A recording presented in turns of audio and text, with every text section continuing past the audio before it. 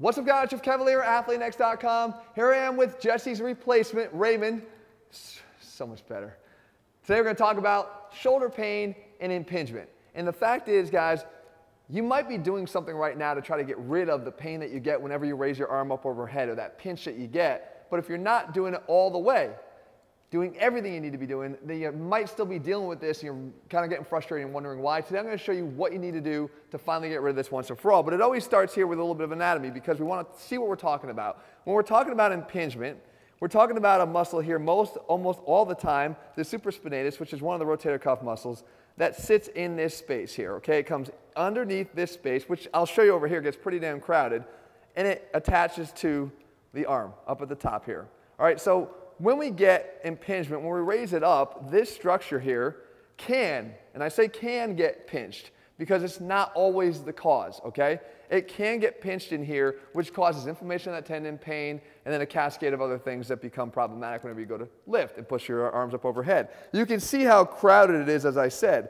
You have a ligament here, the coracoacromial ligament, that creates some space. You have a bursa that sits under there, and then the tendon is supposed to run and fit underneath there. It's not very roomy, okay? So when we have impingement, we have problems. But the second thing, and this is what leads to really this long-term cure, is that it's not always coming from the actual pinching of the tendon from the top down. What can also happen is you get a compression of the tendon from the bottom up, right? So that means that if this tendon's here, and I were to internally rotate, you start to get this bending of the ligament over the bone. More importantly, you can see it when you bring your arm up across your body. You see how it kind of gets bent around the corner, okay? As it gets bent around that corner, that becomes problematic because there's a lot of tension there. To see that better, we look at this.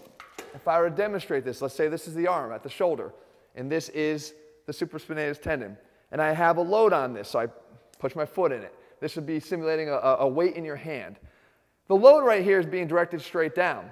But as I go and I bring the arm across the chest, right, or I go into internal rotation, or I do both of them, look what happens as I start to wind this up. As I start to wind that up and across my body, you can see all the compression now that's underneath this band at this point. That's impacting this tendon from the bottom up, causing inflammation, causing breakdown, causing tears. These are the problems. So if you're not just addressing creating more room, you got to be able to address getting your body more accommodated to this stress, because this is going to happen. Your arms are going to go across your body. They're going to do it whenever you work out. They're going to do it in a way that, especially even chest work, is going to go and become a component of that adduction that we talk about all the time. That's a good thing. But you have to be used to that, or it causes this inflammation down the road. So what do we do? So we have a couple things. Number one, if you took a band here and you wanted to work on improving your external rotation strength, which is critical, and I build it into all my programs because I believe it's that important to do. All of us need to be doing work for our rotator cuff strength, all right? So if I were to go and take this band and anchor it, your progression would be the following. You would want to make sure that you started with something very easy, which is an isometric contraction. So I just hold this, or I just step out just a little bit and hold it. I'm firing up the rotator cuff. That tendon, right, the supraspinatus tendon, is working to try to stabilize this position, and I go for sets of 10 seconds, 5 seconds, 10 seconds, right? And I work on this about 3 or 4 times a week, maybe 3 to 5 sets. As you're able to handle that, which you probably will pretty quickly because that's not a really high stress, then I would start to try to get into the concentric of it. So now I take my hand across the body and I do these external rotation exercises. You've probably seen them before. You've certainly seen them if you've been watching our channel.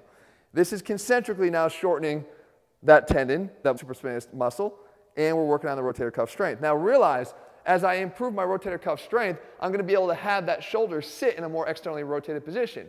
When your shoulder is more externally rotated, just in standing all the time, you have more freedom to move your arm up overhead. The reason for that is the following, because this bony structure that tendon attaches to, when we're in internal rotation and I raise it up, it actually gets stopped. There's a bony block. And I've shown you guys how to do that before. Literally turn your arm in like this and then raise it up over your head. It's only going to get so far.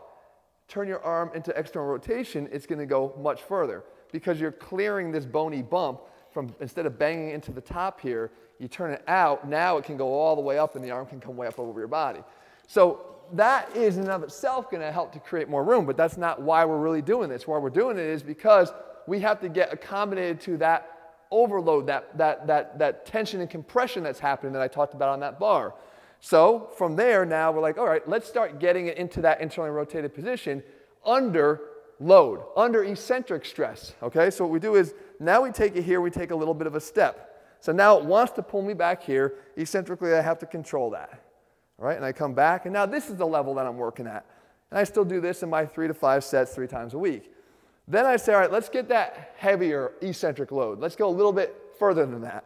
Because ideally, we want to introduce heavy, even dynamic loads eccentrically to be able to accommodate those tendons to the stress. So now I take a bigger step, and I let it kind of go here slowly.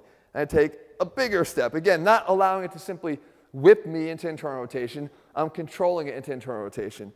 And the final step is you go for those plyometric type loads, and these apply to a lot of different tendon issues, down in the Achilles tendon, at other places in the elbow. We want to make sure that what we do is we get ourselves to the point where we can accommodate more dynamic ballistic loads. So I have it here, and then I step out that way, and again, I slowly bring it back. In here and back. In here and back.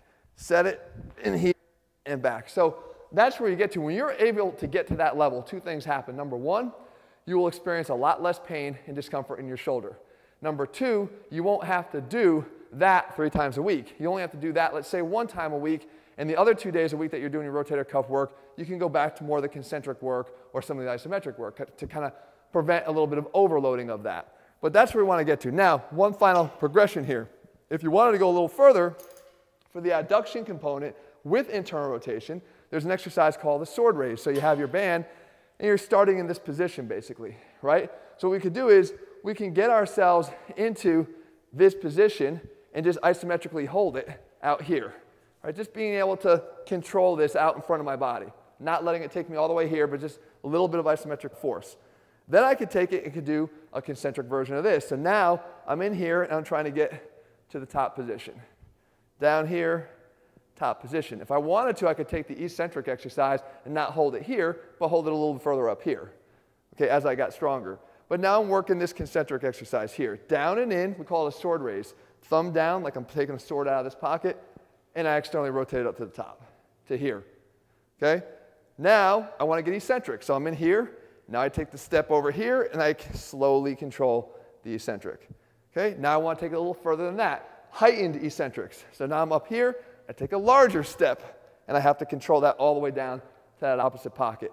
And then I want to get to that ballistic portion of it, that end range here, that end goal, where I have it up here, and I jump out, and I control it down.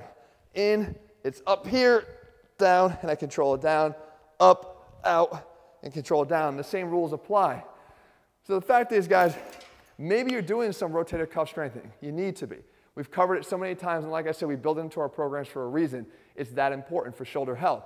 And it doesn't matter what your overall strength level is. It doesn't matter what you're doing in your program right now. Your shoulders can benefit from more strength in your rotator cuff. It's going to lead to stronger movements in everything else you do. So you can't ignore this. It's not a baby exercise. It's not a remedial exercise. It's a corrective exercise that we all can benefit from doing. But maybe you stopped at just doing the concentric.